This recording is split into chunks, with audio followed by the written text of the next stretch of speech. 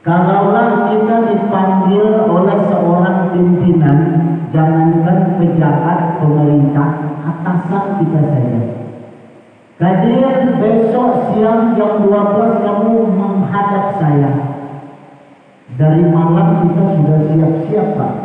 Apalagi kalau misalnya mau pelantikan, malamnya sudah disiapkan baju jas, celana, dasi dan sebagainya. Tapi kenapa kalau Allah yang memanggil kita santai-santai saja?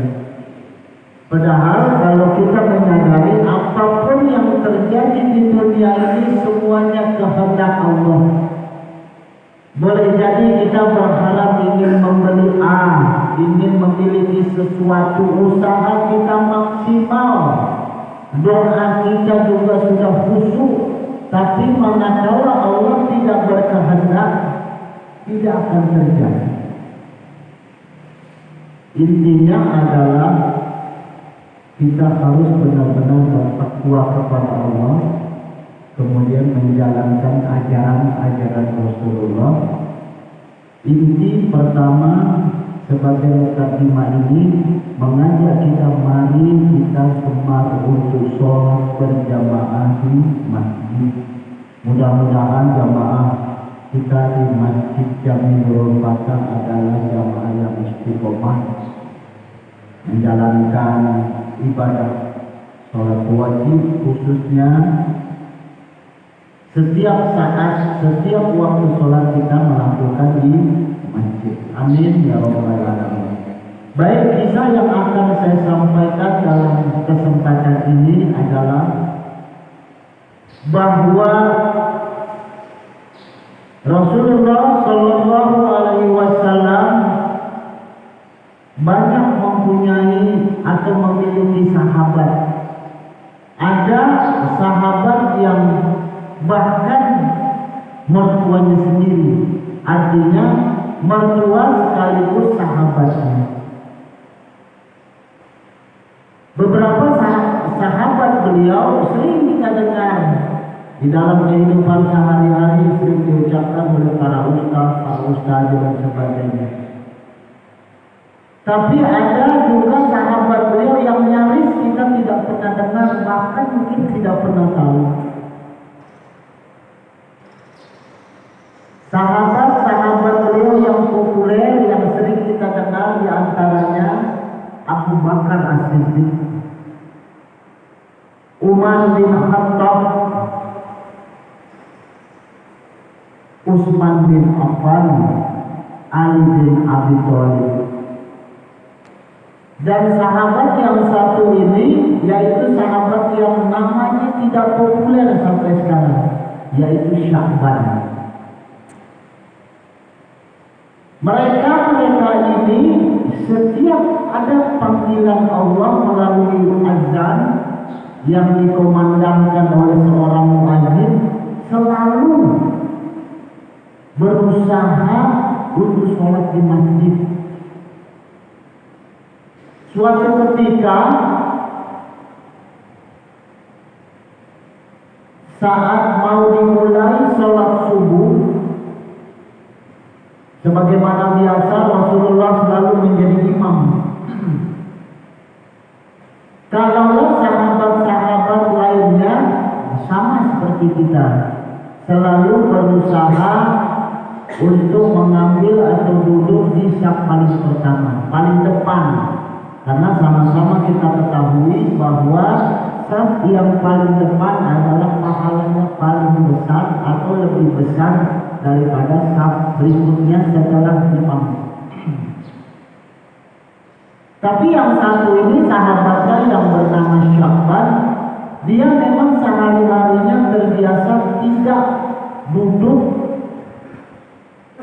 menunggu sholat tiba duduk di depan, tapi selalu di belakang sebelah kiri ujung masjid. Jadi kalau ini masjid, dia selalu di ujung sana. Sebelum azan biasanya dia sudah tiba duluan. Jadi memang orang yang gemar berada di masjid. Lalu apa yang dia lakukan setelah berada di masjid? Bukan untuk tidur. bukan untuk baca Quran, tapi berzikir. Rasulullah pernah bertanya suatu ketika, "Ya Sya'ban, kenapa kau berzikir di ujung masjid bagian belakang?" "Saya ingin khusyuk ya Rasulullah, karena kalau saya duduk di tengah, banyak orang yang memberi salam. Bukan saya tidak mau, tapi saya ingin zikir saya khusyuk. Saya membayangkan bahwa Allah sedang menatap saya saat itu.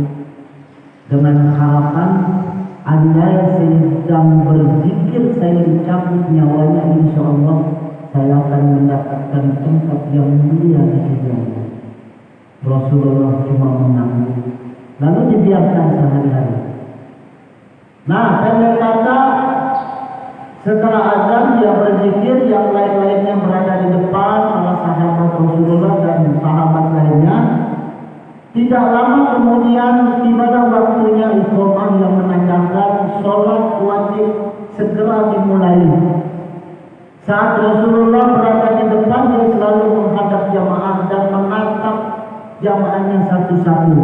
Karena saat itu tidak terlalu banyak, maka Rasulullah hafal orang-orangnya.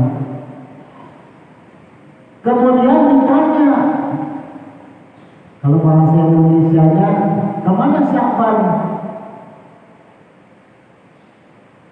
Tidak ada yang menjawab sahabat. Saking begitu baiknya Rasulullah dan sangat menghargai sahabatnya itu, dia menunda beberapa saat. Menunda beberapa saat hanya untuk menunggu beliau yang namanya Sya'ban. Mungkin terlambat saja. Setelah beberapa menit ternyata tidak hadir juga Sya'ban, maka dimulailah sholat subuh sebagaimana biasanya. Setelah sholat subuh selesai, salam dan berdoa, Rasulullah masih penasaran karena beliau ini yang namanya Sya'ban tidak pernah absen selama ini. Allah Maha Besar selalu memberi kesehatan kepadanya. Makanya hari itu Rasulullah penasaran, kenapa ini beliau tidak hadir. Lalu ditanya sama sahabat, "Apakah kalian ada yang tahu di mana rumah Sya'ban?" Lalu ada salah satu sahabat beliau mengatakan, "Ya Rasulullah, saya tahu rumahnya, tapi jauh dari sini. Kalaulah kita berjalan makan waktu kurang lebih 1 jam." Tidak panjang pikir lagi, Rasulullah mengatakan, "Antarkan saya ke rumahnya." Setelah itu berangkatlah Rasulullah diantar oleh salah satu sahabatnya yang tahu rumahnya, ditemani oleh beberapa sahabat lain, kurang lebih berlima menurut kisah tersebut. Di dalam perjalanan Rasulullah berpikir pasti ada sesuatu yang serius yang terjadi dalam Sya'ban. Akhirnya sampailah pada suatu rumah yang sangat sederhana dan sepi sekali. Lalu Rasulullah mengetuk rumahnya sambil mengucapkan salam, "Assalamualaikum warahmatullah." Sambil mengetuk pintu, tidak ada jawaban. Lalu Rasulullah mengulangi kalimatnya, "Assalamualaikum warahmatullah." "Apakah benar di sini rumah Sya'ban?" "Betul ya Rasulullah." Dengan wajah yang sedih, wanita ini menjawab dengan wajah yang sedih yang menandakan dia sedang mengalami duka. Rasulullah pun bertanya lagi, "Apakah boleh saya bertemu dengan beliau?" Lalu wanita tersebut pun mempersilahkan Rasulullah dan beberapa sahabat yang masuk dan duduk. Wanita tersebut ternyata istri Sya'ban. Kemudian istri Sya'ban mengatakan, "Ya Rasulullah, Sya'ban hari ini tidak berangkat ke masjid karena beberapa saat sebelum dimulainya azan, beliau napas terakhir. Dan sejak pulang sholat isya malam, dia memang mengeluh badannya lemas, tapi saya tidak curiga karena itu biasa terjadi kepadanya. Rasulullah mendengar itu meneteskan air mata. Tunduk beliau, begitu juga dengan sahabatnya. Sedih, tidak menyangka malam masih sholat berjamaah, kemudian tidur, tapi subuh sudah tidak sempat lagi untuk sholat berjamaah di masjid. Setelah mengucapkan belasungkawa, kemudian istri beliau, istri Sya'ban, bertanya kepada Rasulullah, "Ya Rasulullah, saya ingin bertanya." Silahkan. Rasulullah mengatakan, "Ada apa dengan Sya'ban?" Istri Sya'ban mengatakan, sebelum dia menghembuskan napas terakhir, atau sering kita dengar yang namanya sakaratul maut, suami saya sempat mengucapkan dua kalimat dengan ucapan yang jelas. Yang pertama, dia mengatakan, "Ya Allah, kenapa tidak lebih jauh?" Kemudian yang kedua, Sya'ban juga mengucapkan dengan jelas, "Kenapa tidak yang baru?" Istrinya mengatakan, "Apa maksud kalimat tersebut ya Rasulullah?" Rasulullah mengucapkan atau menjawab pertanyaan istrinya bahwa dua kalimat yang disebutkan oleh almarhum menandakan bahwa saya baru tahu, kata Rasulullah, ternyata rumah almarhum dengan masjid itu sangat jauh, kurang lebih 1 jam berjalan. Dan Allah Maha Besar dalam perjalanan tersebut, karena begitu jauhnya, maka sebelum dicabut nyawanya, Allah telah menampakkan ganjaran yang akan diterima, yaitu pahala yang begitu besar atas jarak antara rumah dan masjid. Dengan jarak yang kurang lebih 1 jam saja, Allah yang Maha Besar telah menampakkan pahala yang akan dia dapatkan. Itulah sebabnya dia mengatakan, kenapa tidak lebih jauh? Karena automatically apabila lebih jauh, tentu pahalanya akan lebih besar yang dia dapatkan. Itu jawaban yang diberikan oleh Rasulullah yang pertama. Yang kedua, kenapa tidak yang baru? Rasulullah pun menjawab bahwa saya tahu benar bahwa almarhum saat sholat subuh selalu menggunakan jaket, karena jarak yang begitu jauh dan udara yang sangat dingin, maka setiap sholat subuh beliau selalu menggunakan jaket ke masjid. Kenapa dia mengatakan kenapa tidak yang baru?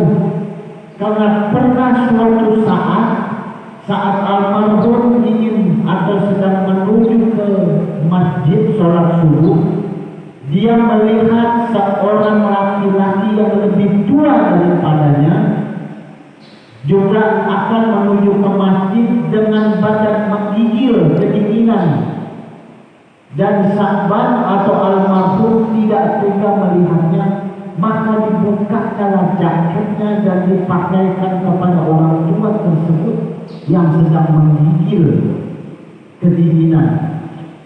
Akhirnya orang tua tersebut bisa berjalan dengan seperti biasanya atau normal.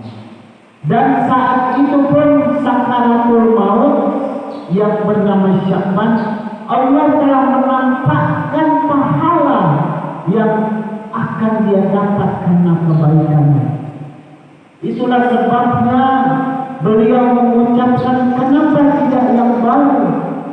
Karena ternyata Sya'ban mempunyai jaket satu lagi yang lebih baru dan lebih tebal. Sya'ban berpikir, seandainya saya pakaikan orang tua yang sedang menggigil itu dengan jaket yang lebih baru dan lebih tebal, tentulah pahala yang akan dia dapatkan lebih besar. Kira-kira itulah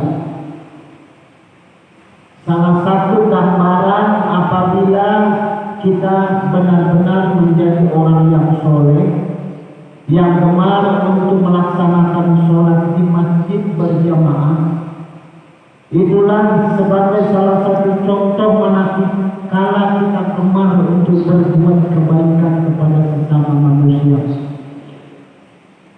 Sama-sama kita ketahui ada salah satu surah yang sering atau kadang-kadang dibacakan oleh seorang imam, yaitu surah Al-Zalzalah pada ayat ke-7 dan ke-8 yang berbunyi Bismillahirrahmanirrahim. Faman ya'mal misqala dzarratin khairan yarah wa man ya'mal misqala dzarratin syarran yarah. Bahwa setiap perbuatan kebaikan dan keburukan sekecil apapun, maka Allah akan memberikan ganjaran baik kebaikan maupun keburukan. Tidak bisa disembunyikan. Bisa jadi saat kita berbuat kebaikan tidak ada satu manusia pun yang melihat. Bisa jadi saat kita berbuat keburukan tidak ada seorang pun yang melihat, tapi sesungguhnya Allah Maha menatap. Allah tidak pernah tidur. La ta'khudhuhu sinatun wa la naum. Allah tidak pernah mengantuk, Allah tidak pernah tidur. Setiap perbuatan hamba-Nya, apapun yang dilakukan, akan mendapatkan jarak yaumil akhir. Lalu apa hikmah daripada kisah ini? Yang pertama, mari dalam kesempatan yang masih ada ini, Allah masih memberikan kesehatan panjang umur kepada kita. Mari kita gunakan kesempatan yang masih ada ini untuk banyak beribadah kepada Allah. Sebaik-baiknya sholat wajib adalah di masjid. Kemarin saya ada share di grup DKM, dikatakan pergilah ke masjid untuk sholat berjamaah, tapi janganlah pergi ke masjid setelah menjadi jenazah. Kalimat tersebut hanya 2 orang yang menjawab, salah satunya Bapak Mulyono dan satu lagi kalau tidak salah Pak Wardi Bapak Arjo. Alhamdulillah, dia yang menjawab bahwa ini benar-benar pesan yang baik. Tapi sudah diberi contoh, malamnya masih sholat isya, subuh sudah tidak bisa. Padahal sahabat inginnya tentu masih sholat subuh, tapi Allah berkehendak lain. Kalaulah malamnya isya kita masih sholat di masjid berjamaah, Allah Maha menatap. Setelah itu dia pulang, dia tidak ada berbuat maksiat sampai dia ada tiba, insya Allah husnul khotimah. Karena terakhirnya dia berbuat yang baik, berbuat sebagaimana ajaran Rasulullah. Sholatnya di masjid. Bukan berarti tidak boleh sholat bukan di masjid, boleh di kantor, di pabrik, dimanapun. Tapi itu kan karena ada unsur syar'i. Tidak mungkin kita ada di kantor lalu pulang dulu ke Telur Patah sholat di masjid. Dimanapun boleh, tapi usahakan di masjid. Jadi intinya adalah mari kita gunakan kesempatan yang masih ada ini dan jangan pernah disia-siakan. Jangan ikuti rasa malas. Ingat, setiap sholat anggaplah sholat itu sholat yang terakhir. Kalau bahasa